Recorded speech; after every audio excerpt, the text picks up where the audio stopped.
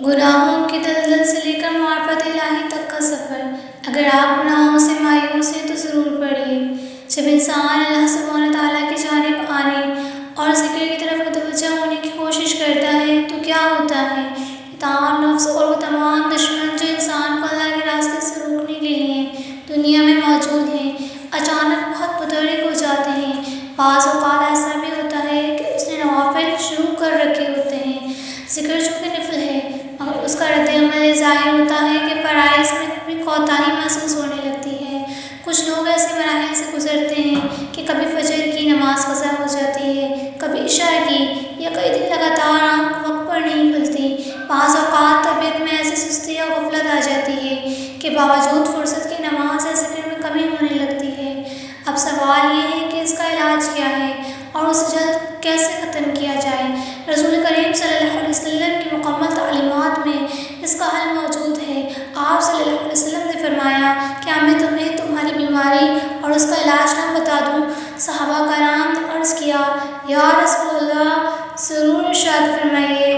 مرض کی تشخیص کی اور پھر علاج بھی بتائیں۔ فرمایا، تمہارا مرض گناہ ہے اور اس کا علاج استغفار ہے۔ اس سے ہمیں یہ سمجھ آتا ہے کہ استغفار صرف گزشتہ گناہوں کی معافی کے لیے نہیں، بلکہ اس کا ایک بڑا مقصد یہ بھی ہے کہ گناہ کی عادت اور علت کو ختم کیا جائے۔ بعض عادات ایسی ہوتی ہیں جو ہمیں ناپسند ہوتی ہیں، ہم انہیں برا سمجھتے ہیں، مگر پھر بھی وہ بار بار ہو جاتی ہیں۔ یہ بیماری کی علامت ہے اور اس کا علاج مسلسل استغفار ہے۔ ایک شخص نے حضور صلی اللہ علیہ وسلم سے عرض کیا، یا رسول اللہ، مجھ سے گناہ ہو جاتا ہے۔ آپ صلی اللہ علیہ وسلم نے فرمایا، استغفار کرو۔ اس نے کہا، میں نے استغفار کیا مگر پھر وہ گناہ کیا۔ آپ صلی اللہ علیہ وسلم نے فرمایا، پھر استغفار کرو۔ اس نے تیسری اور چوتھی بار پھر بھی یہی عرض کی تو آپ صلی اللہ علیہ وسلم نے ہر مرتبہ یہی فرمایا کہ پھر استغفار کرو۔ اتنا استغفار کرو کہ شیطان مایوس ہو جائے۔ شیطان نے اللہ تعالیٰ کو چیلنج کیا تھا کہ جب تک انسان کے جسم میں جان ہے وہ اسے گمراہ کرتا رہوں گا۔ اللہ تعالیٰ نے جواب میں یہ نہیں فرمایا کہ میرے بندے گمراہ نہیں ہوں گے، بلکہ فرمایا، جب تک وہ مجھ سے استغفار کرتے رہیں گے میں انہیں معاف کرتا رہوں گا۔ اس لیے جب شیطان اپنی تمام محنت اور منصوبہ بندی کے بعد ہمیں گناہ میں مبتلا کر دے اور ہم فوراً استغفار کر لیں تو اس کی ساری محنت ضائع ہو جاتی ہے اور وہ رسوا ہو جاتا ہے۔ بار بار استغفار کرنے سے ایک وقت ایسا آتا ہے کہ شیطان مایوس ہو جاتا ہے اور آپ پر محنت کرنا کم کر دیتا ہے۔ ذکر اور استغفار کی کثرت سے اس کے وسوسے کمزور ہو جاتے ہیں، یہاں تک کہ دل بالکل سکون پا لیتا ہے۔ ذکر قلب کی کیفیت اور ولایت کا آغاز ہوتا ہے۔ نفس کے ساتھ کشمکش جاری رہتی ہے مگر شیطان جلد بے اثر ہو جاتا ہے۔ اس لیے حضور صلی اللہ علیہ وسلم نے فرمایا، تمہارا مرض گناہ ہے اور اس کا علاج استغفار ہے۔ ایک اور روایت میں آتا ہے کہ حضور صلی اللہ علیہ وسلم نے ایک ہجوم دیکھا اور پوچھا، یہ لوگ کیوں جمع ہیں؟ عرض کیا گیا، یا رسول اللہ، یہ ایک پاگل ہے۔ آپ صلی اللہ علیہ وسلم نے فرمایا، یہ پاگل نہیں، یہ تو مصیبت زدہ ہے۔